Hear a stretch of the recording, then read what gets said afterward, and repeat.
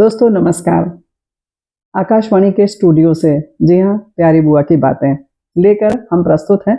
बहुत दिनों से ये विचार बन रहा था कि आपने जिस तरह से हमारी यात्रा जो 1991 से शुरू हुई, उसमें यहाँ तक आप सबके प्यार ने, स्नेह ने, थोड़ी-सी हमारी मेहनत ने पहुँचा दिया और आप सब ने हमें प्यारी बुआ बना दिया। कुछ लोग हमें जगत बुआ कहते हैं, कुछ निराली बुआ कहते हैं। तो इस तरह की जो वहाँ से लेकर चलने वाली यात्रा थी, उसमें बहुत सारे उतार-चढ़ाव आए और बड़े रोचक अनुभव हुए, तो हमने कहा क्यों ना आपसे साझा कर लें। बहुत सारी बातें, बहुत सारे हमारे आप जैसे मित्र जानना चाहते हैं, कार्यप्रणाली क्या रही हमारी, तो शुरू करते हैं। आज से शुरुआत कर दी जाए। तो 1991 में हमने आकाशवाणी में प्रवेश किया, यानी कि नौकरी की शुरुआत हुई। यूनियन पब्लिक सर्विस कमीशन संघ लोक सेवा आयोग में चयनित होने के बाद कार्यक्रम अधिशासी के पद पर पदभार ग्रहण किया। और थोड़े दिन ऐसा होता है कि हम लोग की कोई विशेष ट्रेनिंग नहीं होती है, तो सीखने के लिए ये होता है कि 2-3 महीने आप ऐसे ही सीख लीजिए काम देखकर। तो सीखते रहे, देखते रहे और उसके बाद महिलाओं और बच्चों का कार्यक्रम सौंप दिया गया। जी हाँ, आकाशवाणी लखनऊ से शुभारंभ हुआ और यहाँ पर कार्यक्रम गृहलक्ष्मी, बाल जगत, आओ बच्चों, कार्यशील महिलाओं के लिए इन कार्यक्रमों का प्रभारी बनाया गया। तो बड़ी नई सी चीज़ थी। आपको बता दें साथियों कि हमने किसी भी कार्यालय में कभी काम नहीं किया था और कुछ इस तरीके से भय था मन में कि कैसे हम किसी से बात करेंगे। आप सोच भी नहीं सकते कि हमारे लिए किसी को सर या मैडम कहना कितना मुश्किल था। हमने इसका भी अभ्यास किया, पता है?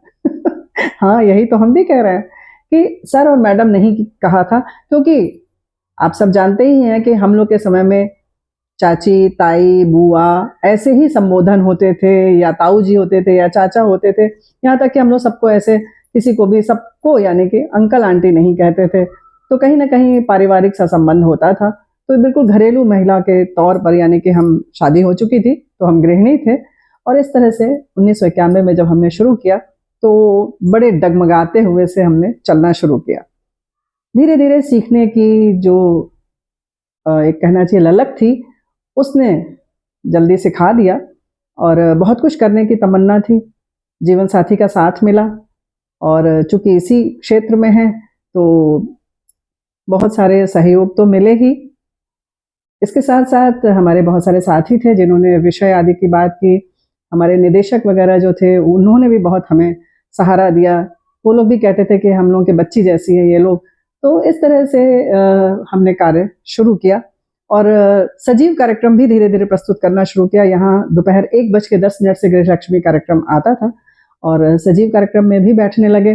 तो कभी-कभी जो उत्तर देना होता था, तो हमारी जो वरिष्ठ उद्घोषक थी, डॉक्टर शीला मिश्रा, सुषमा श्रीवास्तव जी, कांति गुप्ता जी, ऐसी बहुत सारी हमारी जो थी, जिन्होंने हमारा मार्गदर्शन किया, बताया कि नहीं, ऐसे उत्तर नहीं देते हैं, ये कहना चाहिए तुमको।